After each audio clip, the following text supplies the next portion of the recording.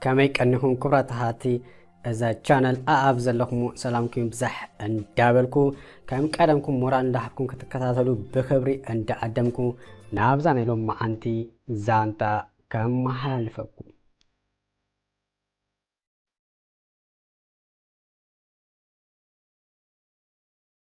أدل نجر كنو كاب حافتا مازن فرحات فت أرز لهم سدري تولدو فنون ولد كولا أتحيزو መንፈሳዊ ነገር ካብ ሕይወቱ ተፈልዩ ኣይፈልጥን ስድርኡ ብዝተኻእሎ መጠን ፈጣሪ ከም ዘለዎን ብሕግታቱ ተመኣዚዙ ንኽኸይድ ዓብዪ ኣበርክቶ ገይሮም እዮም። ንሱ እንዳሓኒእተው ካብ ትሕትና ኣትሒዝካ ኩሉ ስለ ዝተላበሶ ኣየግድኦምን ዝተጸገመ ሰብ ክርኢ ከሎ ስለዘይኽእሎ ኣብ ጅብኡ ዘሎ ጓሕጒሕ ክሕብ ኣይቀደምን እዩ። ብሕፅር ዝበለ ዝጠመየ የብለ ዝኣረቐ ይኽድን ዝጠመየ የስቲ ሓገዝ ደልዩ ኢዱ ዘርግሓሉ ክዳኑ ከይተረፈ እንዳውፀ ይልግስ። እዚ ባህርያቱ ብፈለጥቶ ኣይትበል ዝርኣይ ወይ ወርኡ ብዝሰምዐ ሰብ ከም ዝተፈተውን ወትሩ ከም ዝምጎስ ገይርዎ እዩ። ኮይኑ ግና ንሰባት ክሕግስ ወይ ኣስቢ ደልዩ ዘይኮነ ዝገብሮ እንታይ ደኣ ብለዓሊ ስለ ዝተኣደሎን ጸገም ናይ ሰብ ከርኢ ኣቕሚ ስለ ዝስኢን እምበር እዝን ወዲ ከምዝን ከይኮነን ኣይተርፈን ኣብ ዓይኒ ኣዋልደ ክኣቱ ካልኢት ኣይወስደሉን የግዳስ ካብ ምስ ጓል ይዕልል ዝብልዎ ቤተ ክርስቲያን ኬድካ ተሳለም እንተ ዝብልዎ ኣመና ይሕግሶ። ብዚ ኩሉ ጽቡቕ ተግባራቱን ጠባዩን ካብቲ ዝገርም እንተርፎ ክሕግዘ እንተ ዘይኮይኑ ነዋልድ ዝኸውን ቅንጣብ ትበሃል ኣብ መላእ ኣካላቱ ቦታ የብሉን። ከምቲ ዝደልይዎ ኣብ ሰሙን 7 መዓልቲ እንተሎ ንሱ ግና ኣብ መዓልቲ 7 ኣዋልድ መውፅአ። ዝደልይዎ ሓንቲ ይስእኑ ንዘይደልዎኻ በንጻሩ ዓለም ከምኡያ እንተ ተገዲስካላ ገጽ ትኸልኣካ ሸለል እንተ ጋቢስካ ኢኻ ትግደሰልካ። ሸይጣን መእተዊ ደልዩ ስለ ዝኣገርግር ዝተፈተኹ ኣምሲሉ ብዋልድ ኣጋጊ ካብቲ መንገዲ ከስሕተኒ ስለ ዝደልዩ እምበር ካብ ሰበይ እንታይ ፍሉይ ነገር ሓልኒ መዓረፈ እንደዚህ ክግደሰለይ ዝብል ኣተሓሳስባ ተሓንጊጥኩ ስለ ዝጓዓዝ ክሳብ ንልቡ ትመልእ ረኺቡ ዝምዖ ዝኾነ ርክብ ምዝኾነት ጓል ክገብር ወይ ክምስርት ዘይመረፀ በቲ ሓደ እውን ናይ ኣጋጣሚ ፍቕሪ ኣዳሓይሉ ስለዘይሓዞ ድንግል ኣብ ፍቕሪ ድንግል ኣብ ኩሉ ዘሎ።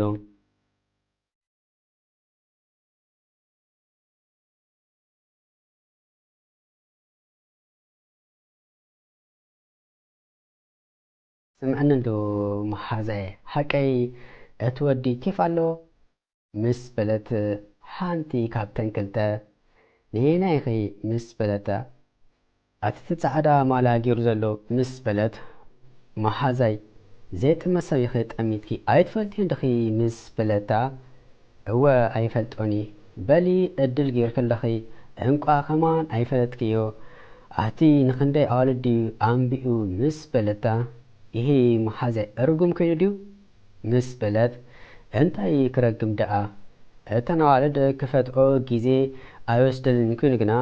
እንተስ መፍተይቱ ሸይጥዋ እንተስ ገለ ገጽ በሓል ኣይህበኒ ብዝኾነ መሓዛይ ብጌጋ ኣብ ጥቑ ክትቀርቢ ኢልኪ ከይተሓስቢ ድሓርካ ኣብ ምዕባደ ከየከፍኣና ምስ በለታ ኣላ መሓዛይ ኣነ ደኣምኣነ እንዲ ነዚ ኣይሰሙን ሳልስቲ ኣብዛ ኢደይ ክኣትዎ ይኽእል ምስ በለታ ካብ ነዚ ክትኣምኒ መንገብገብ ኣወፂኺ ክትነፍሪ ይቐልል ምስ በለታ ኢልኪ እሞ ነትሕዝን ደሞ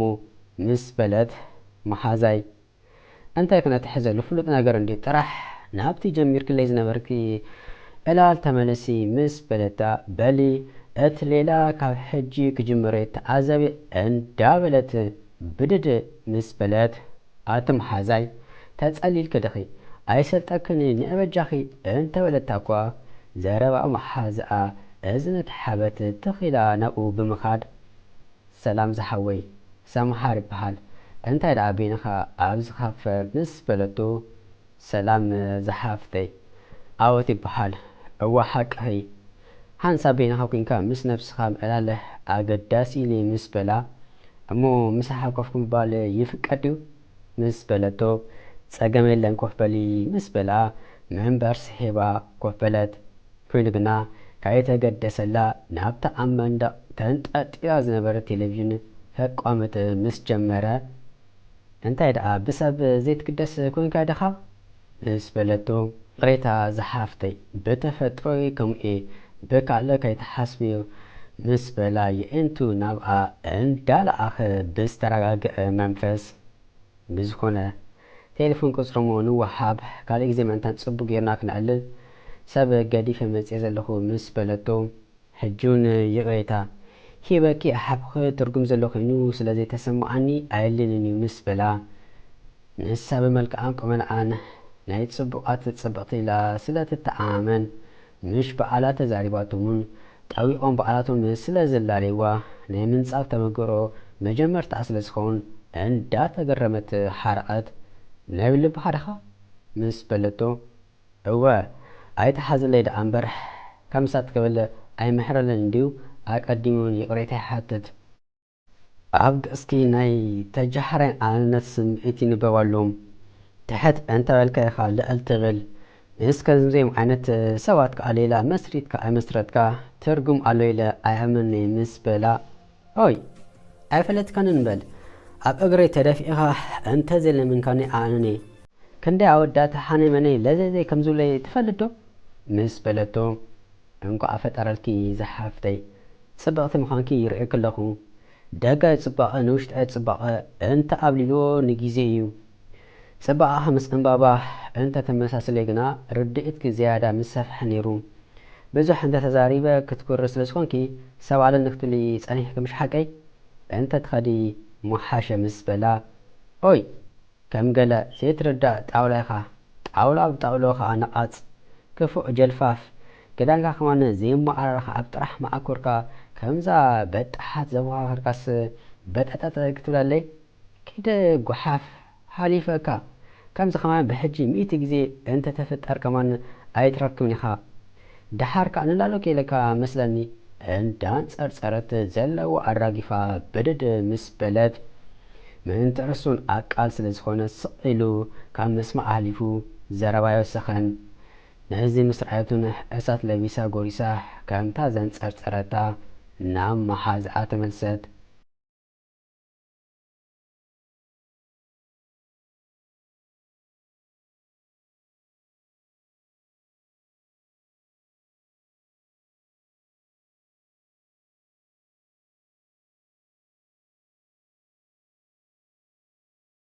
ኣብ ነፍሲ ወከፍ ካልኢት ሰብ ይውለድ ይመውት ጊዜውን መዓልቲ ብመዓልቲ እንዳተኻኽአ ምስ ከደ ኣብ መስራሕ ጉዕዞን ዘይተፀባሓይ ክስተታት ህይወት ደበኽቢሉ ንኣውን ከምኡ ገጢምዋ ካብታ ምስኡ ተፃሪፋ ዝተፈላለየትላ መዓልቲ ኣብ ክልተ ሰሙና ማዓፆ ናይቲ ዓብዪ ገዛ ካንሸሎ ምስ ኳሓኩሐት ዋርድያ እንተኸፈታ እኳ ኮይኑ ግና ኣብ ውሽጢ ገዛ ምስ ኣተወት ንዝረኣየቶ ነገር ክትኣምን ስለ ዝተፀገመት ብሕፍረት ስምባደ ብዝተሓወሰ ስምዒት ዝኣክል ኣብ ፅፍራሕ ጥራሕ ዘይኮነትሲ ኣብ ከብዲ ኣዲኣ መሊሳ እንተተኣቱ ክንደይ እኳ ምስ ተሓጎሰት ኣዲኣ እንዳኣወት ከም ሰራሕተኛ ናይ ገዛ ኮይና ካብ ትሰርሕ 6 ወርሓ ውፅያ መንፈስ ኮይና ሓንደበት ህልም እንተትብል ኣይምፀላእትን ብደዋ ከተንቀጥቀጥ ክትንቀሳቐስ ኣይተራእየትን መፂኺ ስምሓር ጓለይ ኣይተኸኣከን ሓቀይ ዝገዛ ኣይ ግብ ኣቢልየ እንደ ብተብተብ ረሲኤ ሒዘ መፅእ ንስኻ ከዓ ዘዝተቐየረ መፍትሒ ክተጥፍዕ እኮ ተረባሪብና እንክበልእ እንዳበለት ኢዳ እኳ ነቲ መፍትሒ ናይ ገዝኦም ክተረክባ ወስ እንተበለት ንሳ ግና እቲ ቀልባ ድሮ ተገጊፉ ስለ ዝነበረ ዝሰምዐት ኣይትምስልና ሰምሓረይ እንክባ እንዳበለት ግዳ ትንክፍ ምስ ኣበለታ መፍትሒ ሒዛ ከምዛ መልኣኸ ሞት ዝረኣየት ልዕለ ፍጥነት ድምፂ ተወንጪፋ ሓንሳብ ጥራሕ ነቲ ስተማሂዙ ኣብ ማእከል ሳሎን ደው ኢሉ ንዝነበረ ዓወት ጠሚታ ካብቲ ገዛ መሰስ በለት ኣብቲ ደገ ምስ ወፀት ግና ነብሳ ክትረጋገ እንዳፈተነት ኣለኒ ይኸውን ዶ እውይ በኣለይባ ዘይከውን ለፍሊፈ ጉድ ኣምፅእ እዛ ኣዴ ከኣስ ካብዚ ኩሉ ገዛውቲ እንታይ ክትገብር ኣብዚ ትጸንሕ? እውይ ተዋረድ ክብሉኻስ ከምዚ እዩ ትሕተ እንተበልከይ ጽቡቕ ድዩ ዝበለ መፍትዑ ረኺቡ ኣታ ዝዕድለይ ክከፍእ ወረ እንታ ኮይነ ዘረጋግጽኩ ዘይብለይ ዝዛረብ ዘለኹ ንሱስ ወዲ ዋርድያ ናይቲ ገዛ እንተኾነ ኸ ወይ ዘመድ ገለ ወላ ደው ኢለ ዘይረጋግጽ መበዲኣ ምስ ደወለት ዋላ እኳ ካልእ ክትሰምዕ እንተባሓገት ወዲ ገዛ ምዃኑ ምስ ሰምዐት ቴሌፎን ዓፅያ ንከይዝክራ እንዳተተስፈወት ንገዝኣ ድኣ ተመርቀፈት ዓወት እንተኾነ ንሳ ምዃና ይስሓቱን ገና ርአይ ምስ ኣበላ ንሱን ብጊድኡ እንተሰመደ እኳ ከድሕላ ስለ ዝደለየ ከምዛ ዘይፈልጣ ስክብል ዝመረፀ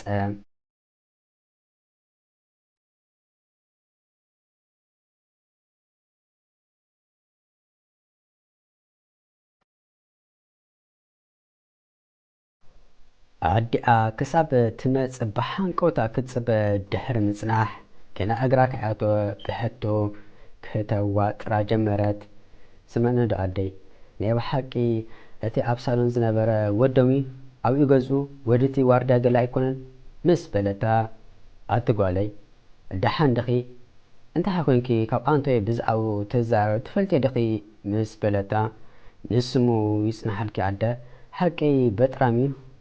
ሓብታሚ ኢሉ ነፋሕፋ ዝብል ምስ በለታ በሊ ኩሎም እቶም ገዛ ብሩካት እንተኾኑ እኳ ኣዝዩ ዝበረኸን ጥዑም ሰብ ንሱ እዩ በጥራም ደኣ ወሪዶ ካበይ ከምፅኦ ከማን እዚ ትበልዕዮ ኣራንሺ ዲ ትፋሕ ካልእ ንሱ እዩ ተማሊ እንዳበለ ዝሕበና ምስ በለታ ካብዚ ኖ ካልእ ክትሰምዕ ስለዘይደለት ሓረ በቃ ኣዴላ ተንበለት ኮይኑ ግና ምስ ውሽጣስ ዓብዪ ዘተቐጸለት በታ ዝተጻረፍክዋ ሸተት ኢለ ክጠፍእ ኣለኒ እምበር ደጊመስ ገጹ ኣይርአን እዩ እዚ ኩሉ ፈከራስ ንኸንቱ እዚ መስታቶም ኣወዳት እዩ መወዳእቱስ ኣብ ሓያል ሰብ ከውድቐኒ ሰምሓር ተሰምዐለኹ ዶ ወላ ብጌጋ ክትረኸዮ ኢልከ ከይተሓስብ ሓራይ ዶ እንዳበለት ከይተረድኣ ኣኣው ምስ በለት ኣብቲ ቆልዓ ድሓን ዲኺ ደኣ ምስ በለታ ድሓን እያ ኣዴላ ትንበለት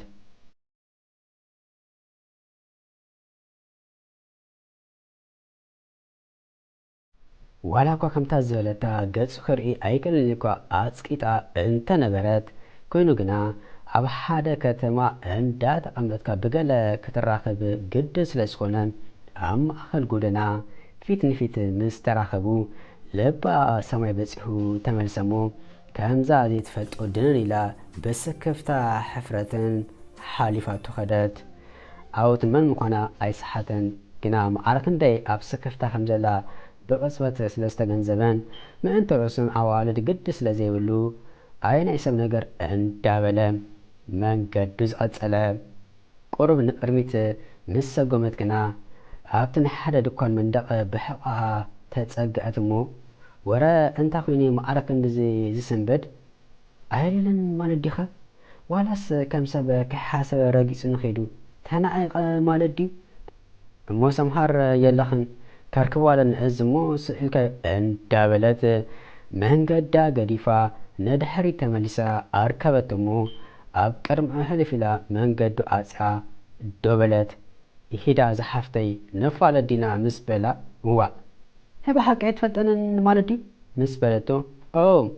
ሕጂ ዘኪራኪ እታ ከማን ፈኪራት ዝኸደት ከማን ኩሎም ኣወዳት ዝሕግዋ ኣላኸ ደኣ ብዝዓዲ ኣነ ደኣ መዓስያ ኣብ እግራ ተድፍኣን እንዳበልኩ ዝጽበ ዘለኹ የሕልፍ ንግዳ ተሓዊኸ ዘለኹ ብደዋ ገዲፍዋ ንቕድሚቱ ምስ ሰጎመ ከይተንቀሳቐሰት በታ የአዳዋ ዘጣመረታ ገጻ ንድሕሪ ጠውያ ብሕርቃን ተነፊሓ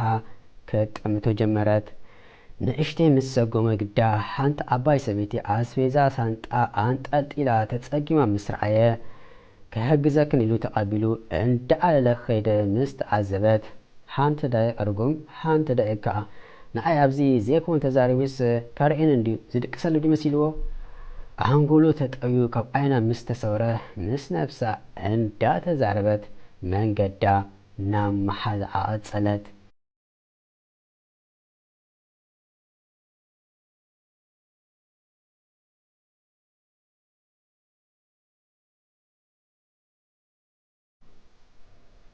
ኣተመሓዛይ ሓቂ ንዲኺ ደኣ ምስ ዘይኮን ሰብ እንደይ ደኣ ገጢመ ምእጉርታ ንሰላምታ እንዳሰደደት ሰምሓር ትዛረበት። ከመይ ማለትኪ ምስ በለታ ስለ ዘይተረድኣ ንመጀመርታ ግዜ ዘተሓሳሰበን ሰብ ተረኺቢ ምስ በለታ መሓዛይ ንኣኺ ማዕረፍ እንዲ ዘዛረበክ ደኣ መን ኮይኑ ጥራሕ እቲ ናይ ባዕሞይ ወዲ ከይፍለኒ እዋን ንሱ እምበር መን ደኣ ምስ በለታ ኣላ መሓዛ ሽኩር ንሱ ደኣ ከምዘይዋፃእኪ ነጊረክ እንዴ ሕጂ እውን ኣረፍኪ ተቐመጢ ኣዴኹን ብሰላም ስራሓት ስራሕ ንስኻ ከዓ ብፅባቐ ከዓ መናት ነክሕ ኮንኪ እዋእ ዘሎ ፀርፍታት ኣውሪድ ኩልስ ሕጂ ደሞ ይሓይሽ ምስ በለታ ደሓን መሓዛይ በታ ዝፈከርክዋ ሞ ስቕ ኣይብሎኒ ኣብዛ ኢደይ እንተዘይእቲ ኣያኒ ምስ በለታ ኣተበጃኺ ግደፊ መፍቀሪቱ ሽጡ በልዒወይ በባሓደ ብሰንኩ ዝነበዓልደ እንዳምፃሁ ከላለይክዶ በጃኺ ሰምሃሪ ልብክ ክትስበራ ኩለን ከምዚ ከማኸ እንዳፈከራይ ኣቴን ምስ በለታ ደሓን ናተይ ድያ ክትስበር ናቱ ክርኢና መስጣና ዜን ኩለን በኣለይ ከማልሴ ኣጀሚረ ኣብ ሰንፈላል ምስ ገደፍኮ ሽዑ ፅቡቅ ገይሩ ክርድዕ እዩ ምስ በለታ ኦይ ሃራይ ድላይ ክግበሪ ኣቐዲምና ዘሎ ሶፍትታት ገዚእና ክንዳሎ እንታይ ደኣሙ ምስ በለት ደሓነ በዚ ስቅሰኒ ኣነ ደይ ክነብዕ ንሱ ጊዜ ክምልሶ በለት ሰምሃር እንዳሓን ሕነት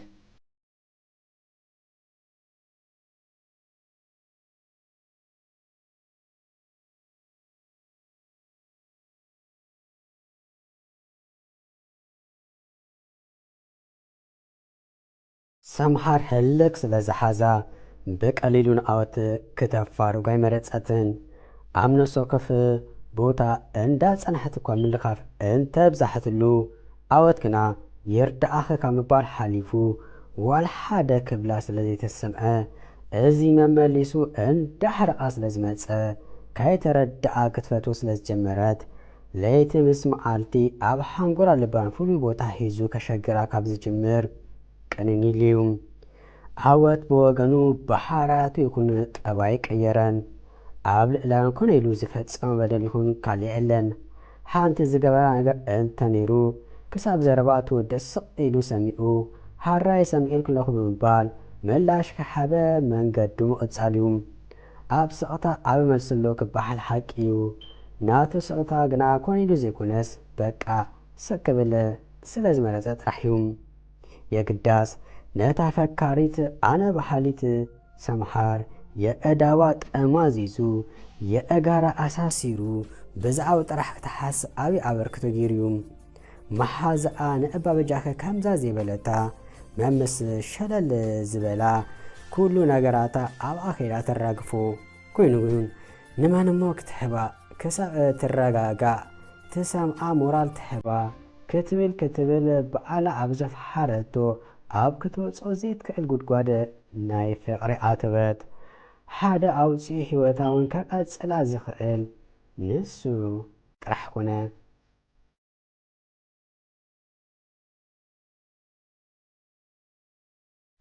ከም ኣመላ ኣብ መንገዲ ተፀቢያ ደው ኣበለቶ እሞ ስምዓኒ እንዶ ዓወት እንታይ ጌረካይ ገፅ ትኸልኣኒ ቁሩብ ኣየደንግፀካ እንዴ ካልእ ሲትረፍ ሓንቲ መዓልቲ ምሳይ ኮፍ ኢልካ ሻሂ ምስታይ ክትስዕም ምስ በለቶም ሰምሃር ኣነ ተጀሓሪትን ብመልክዓት ምካሕሰብ ኣይፈትን ኢነ ቅድሚ ሕጂ ነጊረኪ ኣቲ ሓዝለይ ደኣ እምበር ካልእ ዝኾነ ክሕግዘኪ ድልየ እንተ ሻሂ ንስተዶ እንተ ገለግና ንኸምውታ ዝኸውን ግዜ የብለይን ድሓር ከዓ ተፅግበኒ ቅጫስ ኣብ መቕሎ ከላ እንዳበሉ ድም ዝምስሉ ምሳኺ ምኻደ ክሳራ እምበር መክሰ የብሉን ኣነ ፍርሓት እግዚኣብሔር ዘለኒ ሰብ መንገዲ እውን ኣብኡ ተመርኪሴ ዝጓዓዝ ሓንቲ ሓቶ ክሓተክ እንዶ ኣብ ወርሒ ክንደይ ግዜ ናብ ቤተ ክርስቲያን ተመላለሲ ምስ በላ ብጌጋ ከይድ ኣይፈለጥኒ ምስ በለቶ ርኢኺ መንገድና ናይ ሰማይ ምድርን ፍልልይ ኣለዎም ኣብ ክዳንክ ክንደይ ቦጃል ኣሎ ምስ ሓተታ ደን ኢላ ክዳውንታ እንዳተዓዘበት ኣዲኡ ትቁፀሮ ምስ በለቶ ርኣስ ከዛ በቲ ስግርና ዋና ትመዘላ ፅቡቅ ጌርኪ ካብ ፅፍሪ እግራ ክሳብ ፀጉሪ ርእሳ ተዓዘቢ ከምዚኣ ክትኮኒ ትኽእል ዶ ምስ በላ ተፀሊልካ ድኻ ከምዚኣ ደኣ ከመይ ኢለ ክኽእሉ ምስ በለቶ እሞ ሕጂኸ መንገደይ በሪሒልክዶ ስለዚ ኣብ ፈቐድኦ እንዳረኸኺ ሞኻ ይተብለኒ ኣንስኽን ዝፈለይና ኣብ ኣካይደና ማለት ብዙሕ ነገር ኣሎ ስለዚ መመንገድና እንተገበርና ኣይሕሽን ምስ በላ ኣታ ንስኻስ ከመይ ዓይነት ወዲ ኢኻ እንታይ የመላለሰኒ ከም ዘሎ ትፈልጥ ዲኻ ምስ በለቶ እወ ይፈለጥ ተለማኒንካ ኣትኺ ጀሓራኺ ክተርእኒ ምስ በላ ፈቲካ እንተበልኩኻ ምስ በለቶ ኣላ ሰምሃር መሳሓቂ ትባይኺ ንስኽስ ንኣይ ክትፈቲ በሊ ሰሚዒት ክለኹ ቻው ግዳ ምስ በላ ናይ ብልበይኮ ምስ በለቶ ኣይተሓዝለይ ኣነ ከዓ ጽባቐ ልቦና እምበር ጽቡቕ መልክዕ ስለዚ ስሕበኒ ዕድል ኣይገበርክን ንኣኸ ዝኾን ቦታ ብሕጂ 100 ግዜ እንተ ዝፍጠር ዝረክብ ኣይመስለንን ግዳ ካልእ ዝኾነ ክሕግዘክ ዝኽእል ነገር እንተሎ ከመሓወኺ ወስ በለኒ ሓራይዶ ገዲፏ ኸደ ሰምሃር ግና ኣካላ ኣብኡ እንተተረፈ መንፈሳ ምስኡ ዝስጉም ዝነበረ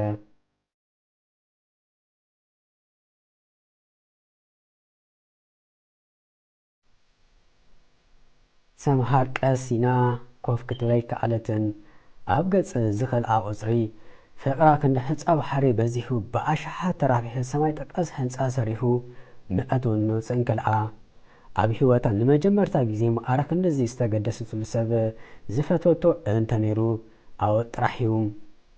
ንሓያል ኣለዊ ነገሩ ክትበላ ዓወት ክትሰቲ ዓወት ክትዕንቀፍ ክትድቅስ ኣብ ሕልማ ከይተረፈ እንዳተርኣይ ሙኽ ኣበላ ብከምዚ ዘላቶ መንገዲ ልቡ ክሰልቦ ዘይሕሰብ ምዃኑ ስለ ዝኣመነት ኣብ ሓደ ዓብዪ ውሳነ ምውዳእቱ በፅሐት ኣካያዳ ይኹን ኣከዳድና ቀይራ ከምቲ ንሱ ዝደልዮ ክትከውን ፈተነት ኮይኑን ሓደ 2-3 ግዜ ቆራፅ መራፅ ምኽዳን ገዲፋ ሙሉእ ክዳን ስረ ዘይኮነ ክትክደን ርእሳ ክትሽፈን እኳ እንተፈተነት ኣቕላ ስለ ዘፅበላ ኣውፅያ ሰው ተብሎ ኮይኑ ግና ንሱ ስለ ዝረአ ፈትያ ከይፈትወ ትኽደኑ ንሳ ዝለመደት ነቲ ነዊሕን ለምስ ፀጉራ ናብዚ ናብትን እንዳወዛወዘት ካብቲ ኣራርያ ዝረኸበቶ ገንዘብ ቀዳድ መዳድ ሕምብርታ ዘርኢ እንዳተኸድነት ኣብ ጥራሕ ማዕኩራ ፋሽናት ጫማታት ካልእ እንዳተኸድነት ኣሎ ዘበለ ጥዑም ጨና ተነስኒሳ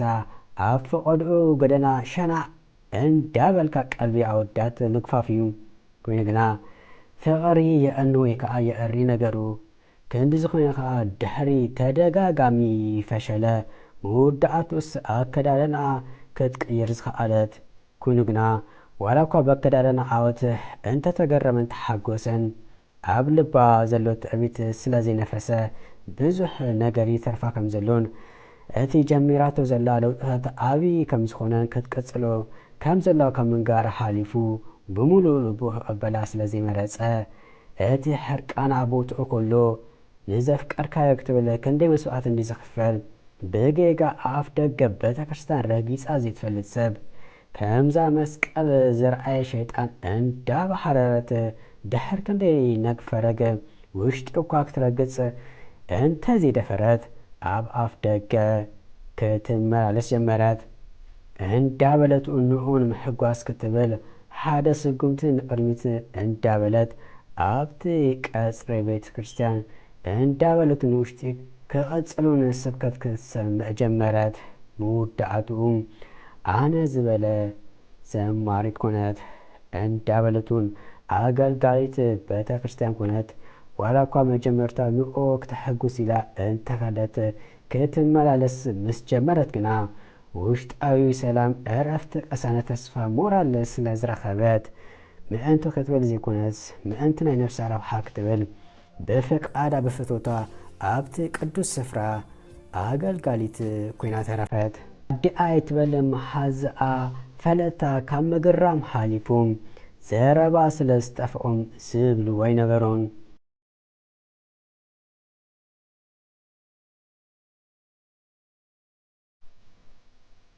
ይሄ ጅኻ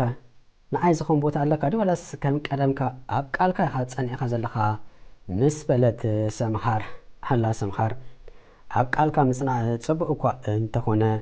ንጽቡቕ ነገር ግና ቃልካ ምዕጻፍ ነውሪ ኮይኑ ኣይስምዓንን እዩ